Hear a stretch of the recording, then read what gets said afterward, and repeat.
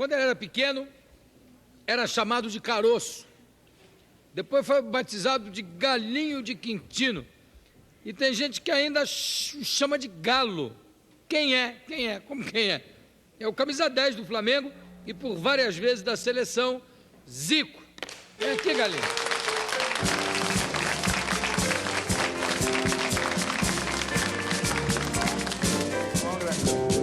Obrigado.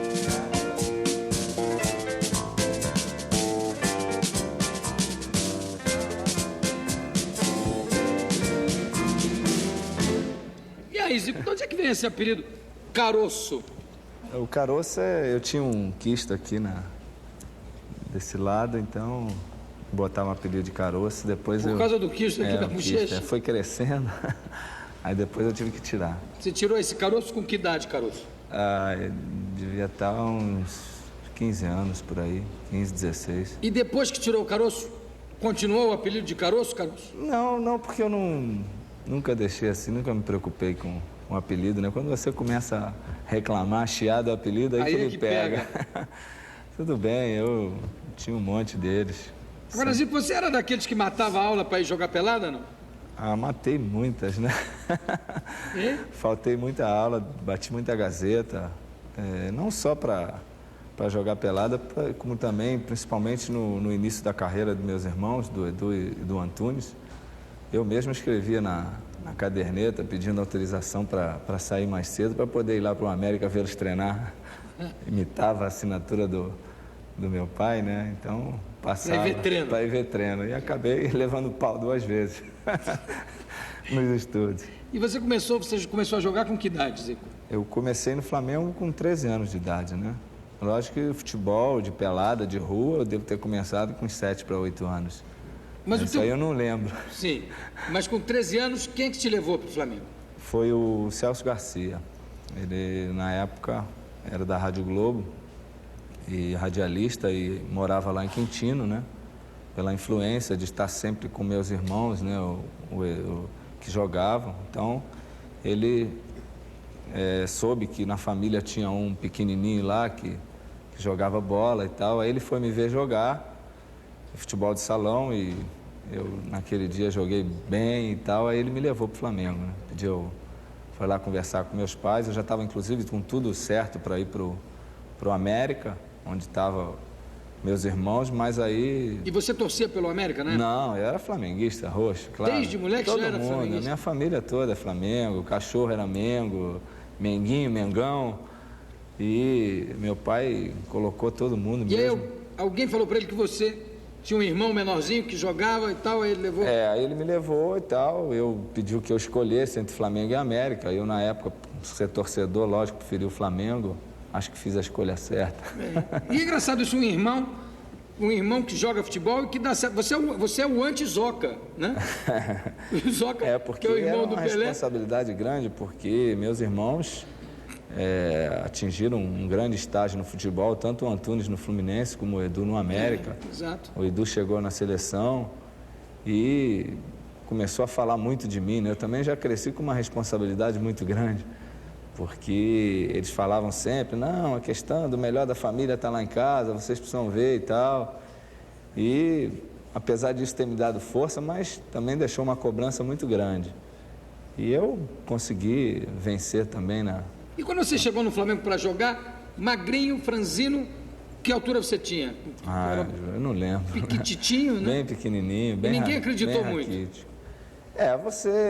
O problema de não acreditar foi mais em função até do próprio Edu, né? Porque na época do auge do Edu, nós tivemos muita gente cobrando dele que ele não ia para a seleção porque ele era franzino e tal, ele era muito pequeno. E ele acabava com o futebol, jogava e foi eleito na época das convocações o melhor jogador do futebol brasileiro.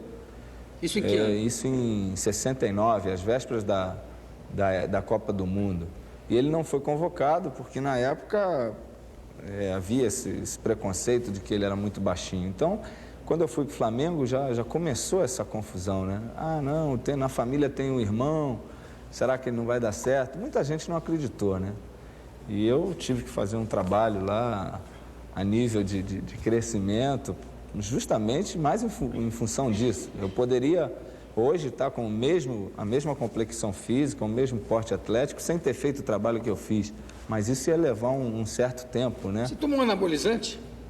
Olha, eu não posso te precisar se eu tomei anabolizante ou não. Eu tinha por volta de 14 para 15 anos, quando esse trabalho foi ministrado pelo Departamento Médico do Flamengo, né, por pessoas que têm maior conhecimento na área. Foi um trabalho prescrito a nível, inclusive, de alimentação, de exercícios, de remédios. Agora, como surgiu essa onda aí de anabolizante, o meu trabalho foi um trabalho a nível de medicina e não a nível de competição, né? Quer dizer, para competir naquele momento. Mas você tomava remédios? Eu tomei remédios, tomei glicoses, lembro que tomei muitos medicamentos, né? Fiz muitas radiografias de todas as juntas do corpo para saber se poderia desenvolver mais. Agora, foi um trabalho ministrado a nível de crescimento e não a nível de competição. Se é que também teve anabolizantes. Os médicos do Flamengo dizem que não. Eu não posso te precisar isso. É melhor nem saber, né? Tudo bem, não tem problema. Já passou, nenhum, tudo bem. Brasil, como é que é a frustração de não ter conseguido, quer dizer, na tua geração, você sendo indiscutivelmente um craque, sendo o craque da camisa 10 da tua geração, como é que é essa frustração de não ter conseguido ser campeão do mundo? Não, nenhuma. Eu acho que a gente não pode jogar em cima de uma perda de um campeonato todo um trabalho desenvolvido durante anos, toda a tua carreira. Eu acho que a minha frustração maior dentro do futebol foi não ter conseguido disputar uma Olimpíada. Isso é uma grande tristeza, porque eu achava que estava quase tudo certo, de que tinha me colocado na minha cabeça que eu ia ser convocado para disputar uma Olimpíada. Agora, o fato de você ganhar, de ser campeão do mundo ou não, ou ser campeão no Rio de Janeiro, ou campeão brasileiro, isso aí em nada altera a tua carreira. É lógico. Não, carreira evidente. A carreira, claro que não altera. Porque senão só teriam 11 jogadores de 4 em 4 anos que teriam uma carreira brilhante. Mas o sentimento pessoal não é uma coisa...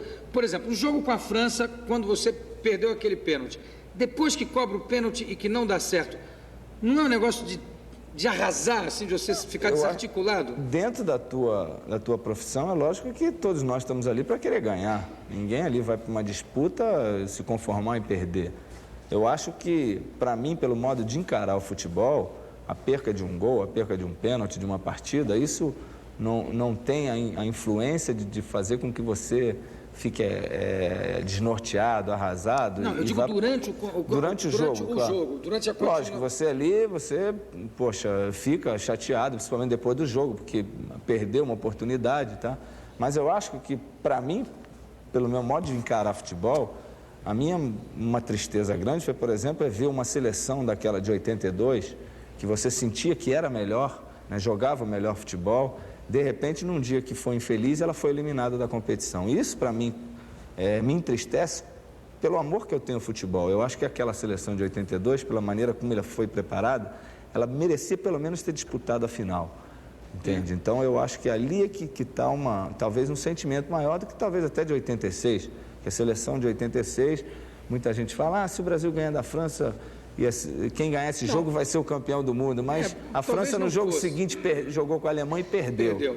Tá? Mas o que eu digo é o seguinte, quando eu falo em sentimento de frustração, é que em 86 havia quase que todo um roteiro de herói, um roteiro de filme de Hollywood, um roteiro heróico. Quer dizer, você machucado, foi para...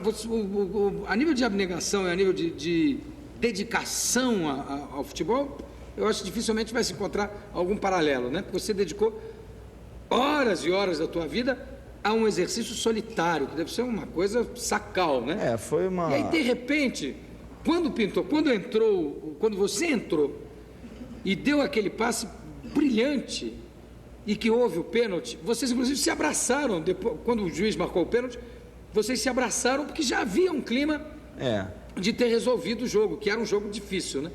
Então, sei lá, bateu assim um sentimento de tristeza muito grande. E eu penso o seguinte, imagina ele que está lá jogando, isso deve deixar o jeito todo pelo menos uns 15 minutos, né? Lógico, deixa, porque você começa a analisar, voltar tudo atrás. Eu, por exemplo, no momento que eu sabia do problema que que eu tinha no joelho, do que eu ia passar, né, para poder disputar aquela Copa do Mundo. E naturalmente que eu coloquei bem claro para o Tele e para o departamento médico que eu não queria prejudicar em nada, que seria um sacrifício demais de eu estar na seleção, mas é que é o momento, a pessoa que você é, a importância que eles achavam que eu tinha para o grupo, que tinha que ficar, da força, da moral, isso tudo. Então me convenceram a fazer aquele sacrifício todo. Então você faz aquilo tudo. De repente, o próprio Tele tinha na cabeça que eu, mesmo fazendo aquele sacrifício, era um jogador que não tinha assim uma condição de entrar desde o início da partida, e sim quando os adversários estivessem cansados. Então todo esse sacrifício para mim já foi chato, de saber que o treinador pensava que eu não tinha condição de entrar desde o início. Tá? Porque quando eu ia entrar, na véspera de entrar no jogo contra a Argélia, eu tive um outro problema no treinamento. Então isso daí trouxe uma dificuldade para o Tele muito grande, até que, claro, eu compreendo, nesse sentido, de ele ficar, poxa, será que eu vou botar ele de início, não vou? Então ele preferia me guardar. Então eu, desde o início, se eu soubesse disso, naturalmente que eu não teria ido para lá.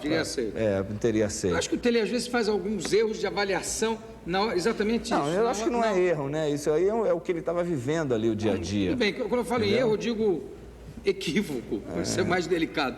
Mas é o seguinte, em 82, por exemplo, que a seleção estava tinindo, a seleção, para mim, se encontrou no primeiro jogo com a União Soviética, na hora que tirou o Dirceu. O Dirceu, pelo menos, não vai voltar nunca mais para a seleção, já é um alívio pessoal imenso. Quando tirou o Dirceu, botou o Paulo Isidoro, de repente a seleção ficou afinadíssima, né? Aí ele teve que tirar alguém para enfiar o Toninho Cerezo.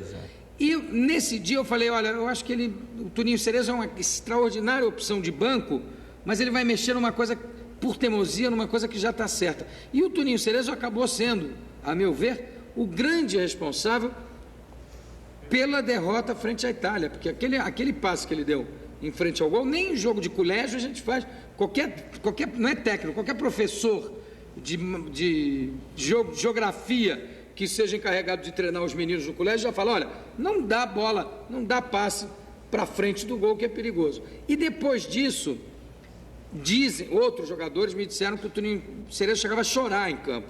E ele não foi incapaz de chegar e dizer assim, tira o Toninho Cerezo, põe outra pessoa lá. Não são nesses momentos assim de decisão que é importante o técnico ter uma ação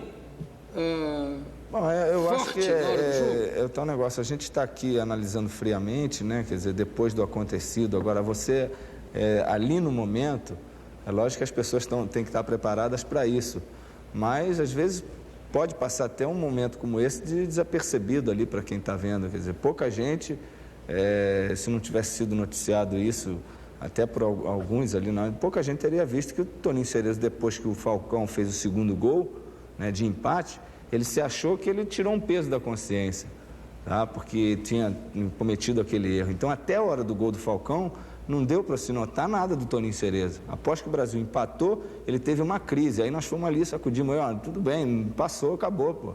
Não tem nada a ver. Mas isso também, como é que o treinador vai ver isso ali dentro do campo? Mas eu acho que foi uma coisa rápida. Ele vai ver porque ele ganha e muito Mas bem. foi coisa rápida, que talvez se os jogadores não tivessem noticiado isso, ninguém ia saber, que foi muita coisa que acontece no campo. Que ele ficou em crise? A gente vendo pela televisão, ele ficou um pateta. Ficou um pateta no meio do campo. Mas ali poderia passar que era a questão da emoção pelo gol, né? Quer dizer, você fez o gol de empate e tal, aí houve aquele negócio e tal, sabe? Então pode ter acontecido isso, sabe? Mas eu acredito que naquele momento muita gente falou que o Brasil deveria ter segurado um empate e tal, que tinha que botar jogadores que não estavam até nem no banco, queriam que botasse o Batista que não estava nem no banco estava. Crucificaram até o Tele por causa disso. Ele tinha acabado de tirar o Serginho e botado o Paulo Isidoro. O Batista estava machucado, inclusive. Ele estava machucado no jogo da Argentina. Ele tomou uma entrada. Isso aí. Então, aconteceu isso. No momento em que estava todo o Brasil defendendo, né? Estávamos todos nós, 10 jogadores no nosso campo, foi uma bola de escanteio que saiu o terceiro gol. Então, não é questão de você jogar defensivamente ou não. Não, isso não. Isso eu não acho. Eu também acho que teve um momento que você estava na área e que um dos zagueiros italianos, não me lembro qual foi. Foi o Gentili aqui.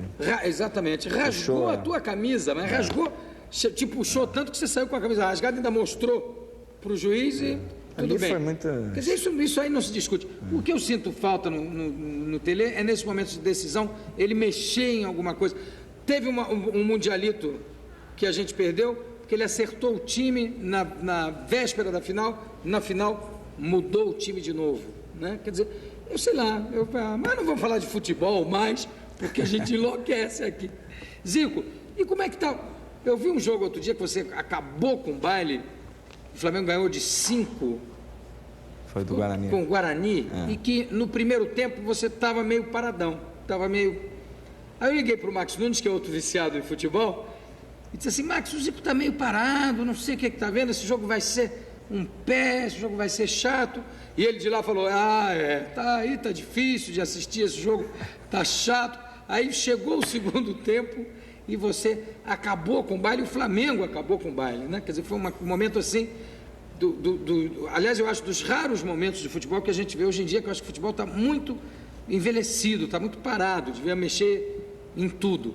Como é que você se sente jogando ainda e com algumas pessoas dizendo que você já devia ter parado de jogar? Eu acho que... E dando essas provas no campo.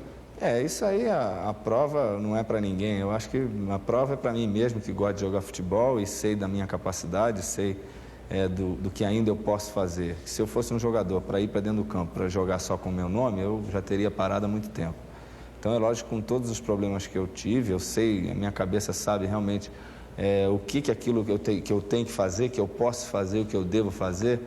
Eu sempre digo que a gente, quando chega na idade mais gostosa de experiência, de você saber o que você está querendo dentro do jogo, é que você começa a entrar na idade que todo mundo começa a dizer que você tem que parar. Onde é que você raciocina, onde é que você sabe usar a força do teu corpo, a velocidade, a tua inteligência. Então é a hora que está terminando a carreira, né? Que é principalmente da fase entre os 33 até os 38 anos. É uma fase gostosíssima dentro do futebol. E, infelizmente, existe esse preconceito aqui no Brasil. Eu vinha tendo muitos problemas, até aceito esse fato, eu não estava conseguindo ter sequência de jogos, mas é o tal negócio, né? É melhor você tentar ter uma sequência de jogos do que você parar e depois ficar lá lamentando, você passa dos problemas e lamenta, eu não deveria ter voltado, acho que vou voltar e tal, como acontece, infelizmente aconteceu até com o maior jogador do mundo, que foi o Pelé, que parou, mas depois teve que voltar. Então eu não quero que isso aconteça comigo. Eu quero que o dia que eu me dê na cabeça, quero parar, eu vou parar e fim de papo e tal, vou jogar minhas peladas, sabe, sem nenhum vínculo profissional. Porque é muito difícil para qualquer jogador, principalmente para jogadores que atingem uma certa projeção, colocar na cabeça e se sentir na obrigação, que eu acho uma coisa muito covarde, é das pessoas acharem que você tem que parar quando você estiver no auge, quando ganha alguma coisa. Eu acho que não. Eu acho que eu tenho que parar quando a minha cabeça disser que tem que parar, independente se o time está bem, se eu estou bem ou não. Porque nada vai apagar a minha carreira toda, entendeu? A minha consciência de eu ir para dormir, botar minha cabeça no travesseiro, olha, tudo bem, eu não estou jogando nada, tudo bem, mas eu gosto de futebol, quero estar ali, tudo bem. Agora, esse negócio de que não, tem que parar quando você ganhar um título, levantar uma Copa, e tem que estar fazendo 1000 gols, e o cara, não é comigo. Isso aí não passa pela minha cabeça, isso. Bom, Zico, muito obrigado pela tua presença. Daqui a pouco a gente volta aqui.